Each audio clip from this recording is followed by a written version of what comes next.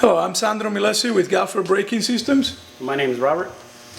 We are going to be showing you how to install a Galfer pair of wave rotors for an ATV application. The rotors themselves don't have any direction, nor it doesn't matter whether you install this one on the right or this one on the right. They're both exactly the same.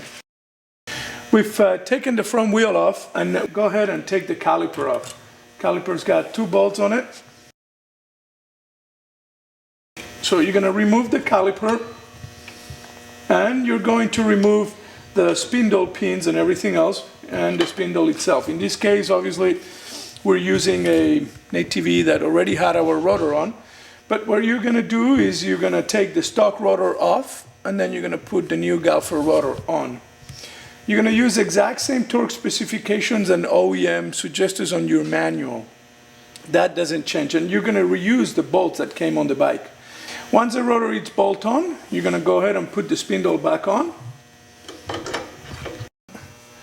Put the caliper back on. Now the caliper, in some cases, the caliper brake pads might have pushed inboard, like so, which it becomes a little bit complicated in order to put it back on the rotor. So all that we want to do is we want to put a screwdriver in here and very softly, very carefully open it up. You can do that also in between the brake pads, but we suggest not doing so all the time because you may damage a little bit of the brake surface. Once the caliper pistons have been pushed back in, you have now enough cavity to go back inside of the rotor, in between the rotor. It goes in and bolt back up the caliper.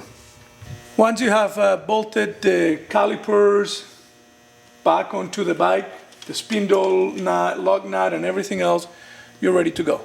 Now that we have the Galfer rotor installed, it's important to note that the rotor has a 6-month warranty as long as you're using Galfer brake pads.